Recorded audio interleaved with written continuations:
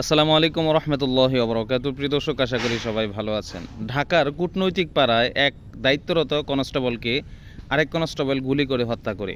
আর যেই কনস্টেবল গুলি করেছে তার নাম হলো কাউসার আহমেদ, তার বাড়ি দৌলতদিয়া।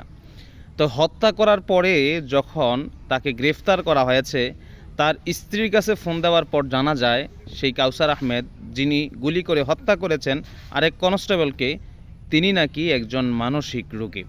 2005 সালে যখন তার স্ত্রীর সাথে বিবাহ বন্ধনে আবদ্ধ হন, 2006 সালে নাকি তিনি মানসিক রোগ দেখা দেওয়ার পরে পুলিশের পক্ষ থেকেই নাকি তাকে পাবনাতে কয়েকবার রাখা হয়, কয়েক মাস রাখা হয়।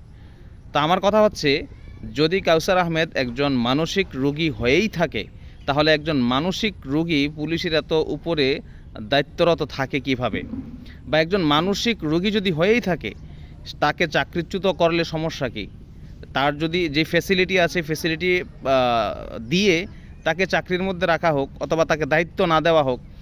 যেই জিনিস যেই ব্যক্তি সামলাইতে না পারে তাকে সেই জিনিস দেওয়া তো বোকামি। এখন এই যে পুলিশ কাউসার আহমেদ, কনস্টেবল কাউসার আহমেদ, তার কারণে যে আরেকজন কনস্টেবলের প্রাণ গেল, এর দায়ভার নিবে কে? দায়ভার কি সরকার নিবে?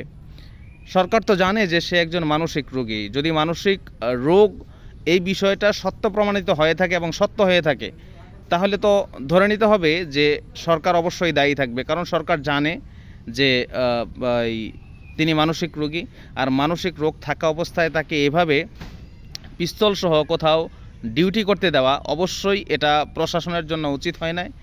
এখন উচিত না হলে এর দায়ভার নিবে কে? এখন কাউসার আহমেদ মানসিক রোগী হলে এই দায়ভার কি কাউসার আহমেদের উপর যাবে, নাকি প্রশাসনের উপরপদস্থ কর্মকর্তাদের উপর যাবে? আপনাদের কাছে জানতে চাই একটু। এই যে একটু অবহেলার কারণে যে একজন মানুষের প্রাণ গেল, এখানে মানসিক রোগ বলে পিছুটান দেওয়া আর তদন্ত না করা বা দায় সারিয়ে দেওয়া, এটা কিন্তু যেই কনস্টেবলকে হত্যা করা হয়েছে গুলি করে, তার পরিবারের উপর নিতান্তই জুলুমের শামিল। তো এই যে হত্যা করার পরে যে প্রকাশ পেয়েছে কাউসার আহমেদ একজন মানসিক রোগী, এই মানসিক রোগটা হত্যা করার পূর্বে কেন প্রকাশ পেল না? হত্যা করার পরে গ্রেফতার যখন হয়েছে তখন কেন প্রকাশ পেল যে তিনি একজন মানসিক রোগী? আপনাদের কাছে কি মনে হয়, কি সে মানসিক রোগী, নাকি তাকে বাঁচানোর জন্য পরিবারের পক্ষ থেকে বলা হচ্ছে তিনি মানসিক রোগী, তার মানসিক রোগ এখনও বিদ্যমান আছে? যদি মানসিক রোগ বিদ্যমান থেকেই থাকে, তাহলে তো তিনি এরকমভাবে ডিউটিতে থাকতে পারেন না। মানসিক রোগ যদি থেকেই থাকে, তাহলে তো উপরপদস্থ কর্মকর্তা যারা আছেন তারা ডিউটিতে রাখে না। ডিউটিতে রেখেছে, তার মানে তিনি সুস্থ হয়েছেন, সুস্থতায় ফিরে এসেছেন, এই জন্যই তাকে ডিউটিতে রেখেছে।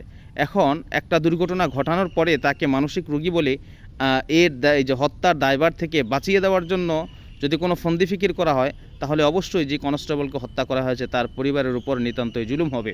সুতরাং এই বিষয় নিয়ে একেবারে খালেস তদন্ত হওয়া দরকার। তদন্ত করে যেই পুলিশ কনস্টেবল হত্যা করেছে তার বিচার হওয়া দরকার। একজন পুলিশ যদি আরেকজন পুলিশের কাছে নিরাপদ না থাকে, তাহলে জনগণ তাদের কাছে নিরাপদ থাকবে কিভাবে? এই প্রশ্ন ঘুরছে এখন মানুষের মনে। সুতরাং কর্মরত এরকম হিংস্র আরও যত কাউসার আছে তাদেরকেও তদন্তের মধ্যে রাখা দরকার, তাদেরকেও নজরদারিতে রাখা দরকার, যেন তারাও কখনো এরকম দুর্ঘটনা ঘটাতে না পারে, দেশের মধ্যে কোনো বিশৃঙ্খলা সৃষ্টি না করতে পারে, প্রশাসনিক এই জায়গাটাকে যাতে নষ্ট না করতে পারে।